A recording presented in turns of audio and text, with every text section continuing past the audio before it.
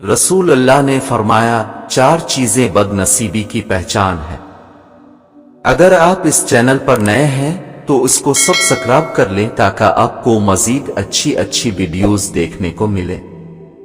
آج ایک ایسی معلومات آپ کو بتائیں گے جو کہ بہت ہی اہم ہے۔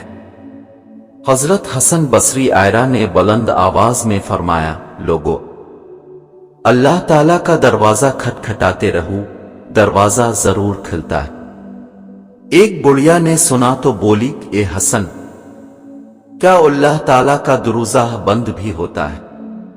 حسن بصری آئرہ یہ بات سن کر غش کھا کر گر پڑے اور فرمایا، اے اللہ، یہ بڑھیا تجھے سے زیادہ جانتی ہے۔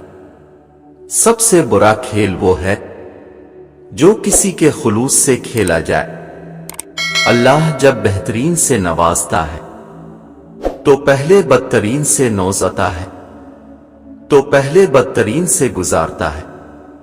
اگر آدمی کی نیت درست ہو اور وہ کوشش شروع کر دے تو اللہ تعالیٰ کی مدد آ جایا کرتی ہے۔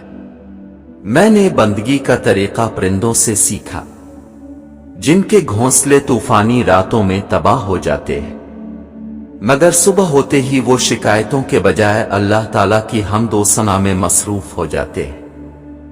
اناؤ، نفرتوں، خود غرضیوں کے ٹھہرے پانی میں محبت گھولنے والے پڑے درویش ہوتے ہیں۔ حضرت محمد نے فرمایا کہ 4 چیزیں بد نصیبی کی پہچان ہیں۔ آنکھوں کا خشک ہونا، یعنی کہ اللہ کے خوف سے کسی وقت بھی آنسو نہ ٹپکے۔ دل کا سخت ہونا، یعنی کہ آخرت کے لیے یا کسی دوسرے لیے کسی وقت بھی نرم نہ پڑے۔ امیدوں کا لمبا ہونا اور دنیا کی لالچ۔ حضرت ابو بکر صدیق رضی اللہ عنہ نے فرمایا، کسی کو دکھ دینے والا کبھی خوش نہیں رہ سکتا۔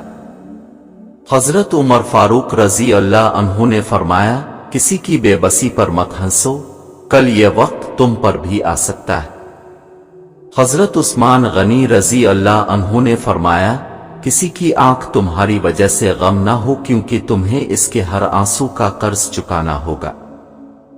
حضرت علی رضی اللہ عنہ شیر خدا نے فرمایا، مظلوم اور نمازی کی آہ سے ڈرو، کیونکہ آہ کسی کی بھی ہو عرش کو چیر کر اللہ کے پاس جاتی ہے۔